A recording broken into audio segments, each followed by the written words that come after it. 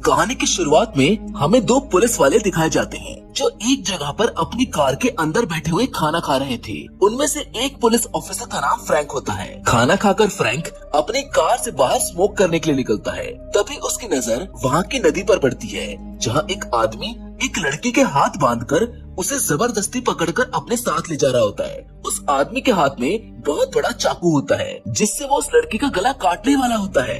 लेकिन तभी फ्रैंक उसे ऐसा करने के लिए रोकता है कि ऐसा मत करो वरना मैं तुम्हें गोली मार दूंगा। जिस पर वो आदमी फ्रैंक से कहता है कि तुम नहीं जानते कि ये लड़की क्या चीज है। वो आदमी फ्रैंक के कहने पर भी नहीं रुकता, वो उस लड़की का गला काटने वाला होता है। इसीलिए ना चाहते हुए भी फ्रैंक को उस पर गोली चलानी पड़ती है जिससे वो आदमी नीचे गिर जाता है। फ्रैंक उस आदमी को चेक करने जाता है कि कहीं वो मर तो नहीं गया, लेकिन तभी वो आदमी फ्रैंक को पकड़ लेता है और डरते हुए फ्रैंक से जेनिफर बोलता है और जेनिफर बोलते ही उसकी मौत हो जाती है। गोली की आवाज सुनकर फ्रैंक का साथी पुलिस ऑफिसर भी वहाँ पर आ जाता है।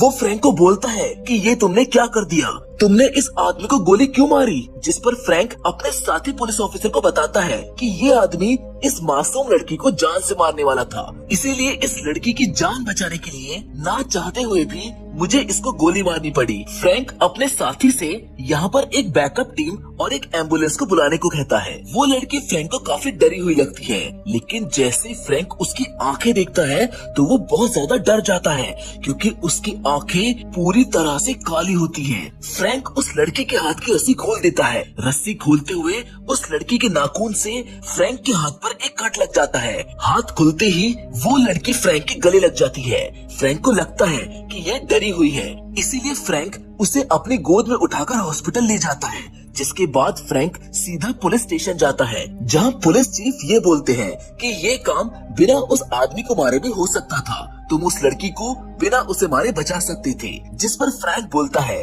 कि शायद वो एक चोर था जो उस लड़की को मारने ही वाला था। जिस पर चीफ उसको बताते हैं कि जिस आदमी को तुमने मारा है वो एक होमलेस आदमी था। तभी उस लड़की को वहाँ पर लेकर आया जाता है। उस लड़की का चेहरा और उसकी आंखें काफी डरावनी होती है। वो लड़की फ्रैंक को ऐसे घूर रही थी जैसे कि फ्रैंक उसको पसंद आ गया हो। वो जाते हुए फ्रैंक को इशारा भी करती है, फ्रैंक भी उसको घूर रहा होता है। अब शाम को फ्रैंक अपने घर में जाता है जहाँ उसके घर के बाहर उसको एक छोटी बच्ची एमी मिलती है जो उसके पड़ोस में ही रहती है। घर के अंदर फ्रैंक की वाइफ उससे पूछती है कि आज तुम इतने उदास क्यों हो। जिस पर फ्रैंक उसको बताता है कि आज उसने एक लड़की की जान बचाने के लिए एक आदमी को जान से मार दिया। जिस पर उसकी वाइफ उसे ये बात भूलकर खाना खाने को बोलती है। खाना खाते हुए फ्रैंक का बेटा घर आता है जिसे देखकर फ्रैंक उसको डांटता है कि तुम इतनी रात में घर से बाहर मत रहा करो। खाने के बाद अब फ्रैंक की वाइफ उसका मूड ठीक करने के लिए उसे प्यार करने के लिए अपने पास बुलाती है ताकि फ्रैंक उस आदमी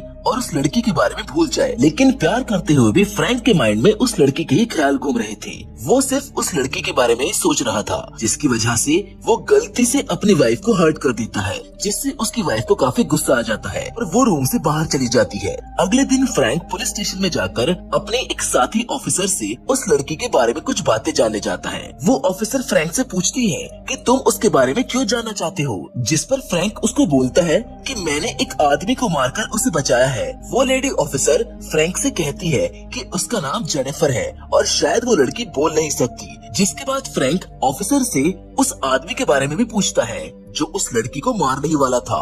ऑफिसर बताती है कि वो एक होमलेस आदमी था, पर पहले वो एक बहुत बड़ा बिजनेसमैन था, पर पता नहीं कैसे वो रोड पर आ गया। फ्रैंक पूछता है कि अब वो लड़की कहाँ है, जिस पर वो ऑफिसर बोलती है कि वो अब मेंटल हॉस्पिटल में है। ये सुनकर फ्रैंक उस मेंटल हॉस्पिटल में जेनिफर से मिलने पहुंच जाता है। जैसे ही जेनिफर फ्रैंक को देखती है तो वो रोते हुए उसके गले लग जाती है, जिससे फ्रैंक को उस पर दया आ जाती है और वो जेनिफर को यहाँ से ले जाने की सोचता है क्योंकि उसके हिसाब से ये जगह जेनिफर के लिए नहीं थी। फ्रैंक जेनिफर को अपने घर ले आता है। वो जेनिफर के बारे में अपनी वाइफ को बताने के लिए जाता है, पर उसकी वाइफ सो रही होती है, उसका बेटा भी सो रहा होता है, इसीलिए फ्रैंक उन दोनों को नहीं उठाता। वो सोचता है कि वो कल सुबह उन दोनों को जेनिफर के बारे में बता देगा। फ्रैंक जेनिफर को सोफे पर सोने को कहता है। तभी जेनिफर फ्रैंक के हाथ पर लगे जख्म को चाटने लगती है, जो उसको थोड़ा अजीब लगता है, लेकिन फिर भी फ्रैंक उसको सोने को बोलता है। रात को बिल्ली की आवाज सुनकर जेनिफर की नींद खुल जाती है और वो उस बिल्ली के पीछे बढ़ जाती है। बिल्ली जैसे ही जेनिफर का डरावना चेहरा देखती है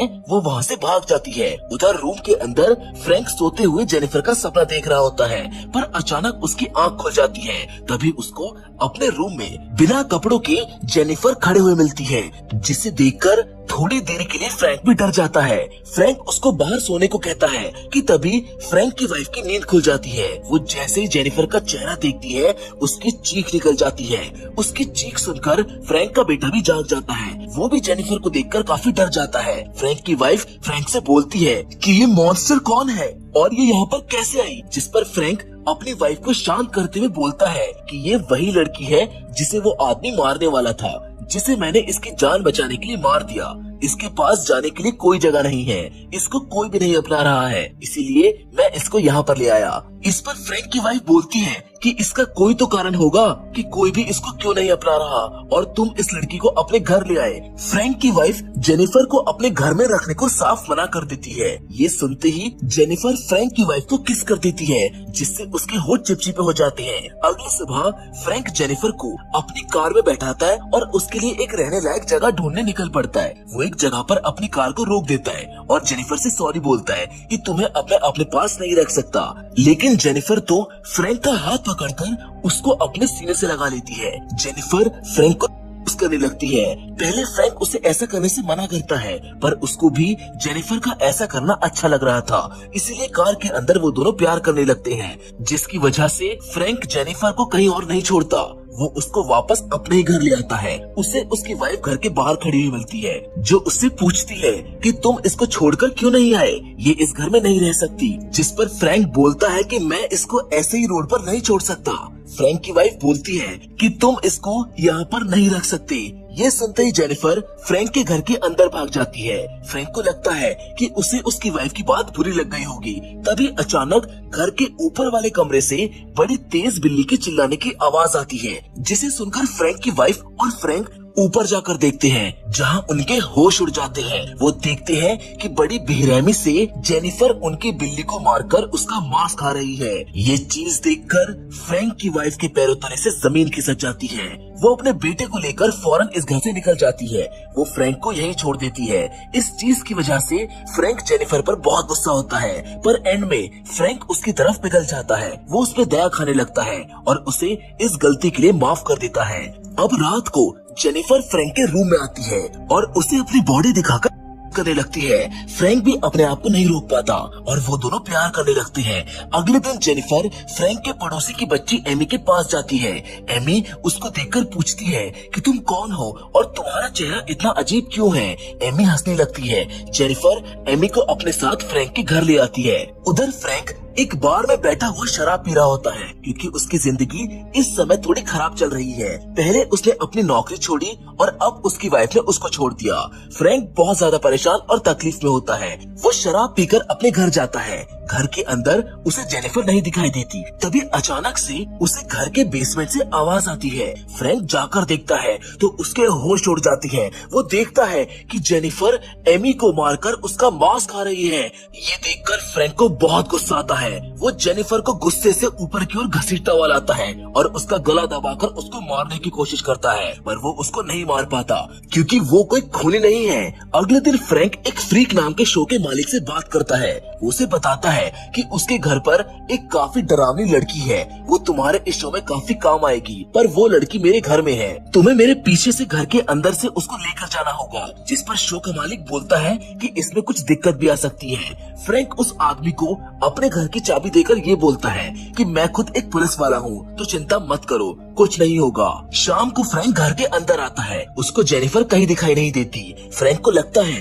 कि शायद अब उसे जेनिफर से छुटकारा मिल गया है, क्योंकि वो खुद कभी भी उसे अपने आप से अलग नहीं कर सकता था। उसकी शक्ल देखकर फ्रैंक को उस पर दया आती थी। फ्रैंक थोड़ा सा खुश होकर फ्रिज का गेट खोलता है, जहाँ एक बार फिर से फ्रिज का गेट खोलते ही फ्रैंक के होश उड़ जाते हैं, क्योंकि फ्रिज के अंदर उस शो वाले आदमी का मरा हुआ शरीर पड़ा है, जिसे जेनिफर ने आधा तो खा भी लिया है। ये देखकर फ्रैंक फैसला करता है कि अब वो जेनिफर के साथ यहाँ और नहीं रह सकता।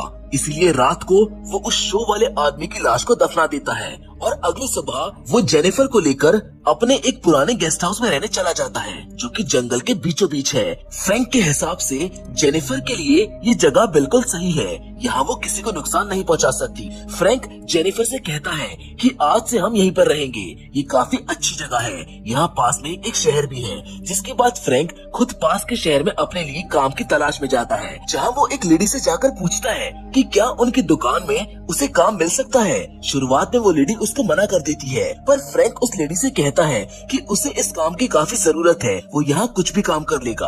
और इतना इंसिस्ट करने पर वो लेडी उसकी बात मान लेती है और उसको साफ सफाई का काम दे देती है। शाम को फ्रैंक खाने पीने का सामान लेकर अपने जंगल के घर में आता है, जहाँ पर वो देखता है कि जेनिफर पूरे टाइम घर के अंदर ही थी। वो जेनिफर को खाना खाने को कहता है। अब अगले दिन फ्रैंक की ओनर यानी कि उस लेडी का बेटा अपने दोस्तों के साथ पार्टी में जाने की जिद करता है, जिसके लिए उसकी मॉम यानी कि वो लेडी उसको मना कर देती है। वो कहती है कि अभी दुकान में काफी साफ सफाई करनी है, तुम नहीं जा सकते। ये देखकर फ्रैंक उस लेडी से कहता है कि वो अपने बेटे को पार्टी में जाने दे, उसके बदले का काम मैं कर दूंगा। ये सुनकर लेडी का बेटा खुश होकर फ्रैंक को थैंक यू बोलता है और चला जाता है। फ्रैंक और वो ओनर लेडी साथ में मिलकर काम कर रहे होते हैं कि तभी वहाँ पर जेनिफर आ जाती है, जो फ्रैंक और उस लेडी को साथ काम करते हुए देखती है, जिससे उसको जलन होने लगती है। वो लेडी फ्रैंक से पूछती है कि मैंने तुम्हें पहले यहाँ पर नहीं देखा, वैसे तुम हो कहाँ से? जिस पर फ्रैंक उस लेडी से झूठ बोलते हुए कहता है कि मैं तो यहीं से हूँ और मैं अपनी बीमार बेटी के साथ यहीं पास के जंगल में रहता हूँ। वो लेडी फ्रैंक के काम को अप्रिशिएट करती है। वहीं दूसरी ओर हम उस ओनर लेडी के बेटे को देखते हैं, जो जंगल में अपने दोस्तों के साथ पार्टी कर रहा होता है।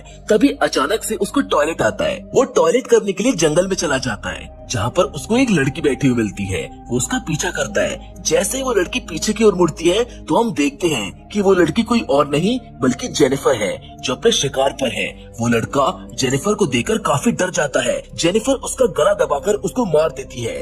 रात को अब जब फ्रैंक घर जाता है तो उसको जेनिफर कहीं नहीं मिलती। वो जेनिफर को घर के चारों तरफ ढूंढता है, पर वो उसको कहीं नहीं मिलती। तभी उसको घर के बेसमेंट से कुछ आवाज आती है। वो नीचे जाकर देखता है, जहाँ पर जेनिफर उसकी ओनर के बेटे का मांस खा रही होती है, जिसको देखकर इस बार फ्रैंक के गुस्से की हर सीमा पार हो जाती है। वो इस बार जेनिफर को मारने का पक्का फैसला कर लेता है। वो उसके हाथ बांधकर एक कुल्हाड़ी को उठा लेता है और उसे पकड़कर जंगल की ओर ले जाता है। वो उसको गला काटने वाला होता है कि तभी वहाँ पर एक शिकारी आ जाता है। उसको लगता है कि शायद फ्रैंक उस बेचारी लड़की पर हमला कर रहा है, इसीलिए वो उसको बचाने के लिए फ्रैंक को गोली मार देता है। जिसके बाद वो जेनिफर के हाथ खोलने जाता है। तभी फ्रैंक उसको पकड़कर जेनिफर बोलता है और जेनिफर बोलते ही उसकी मौत हो जाती है।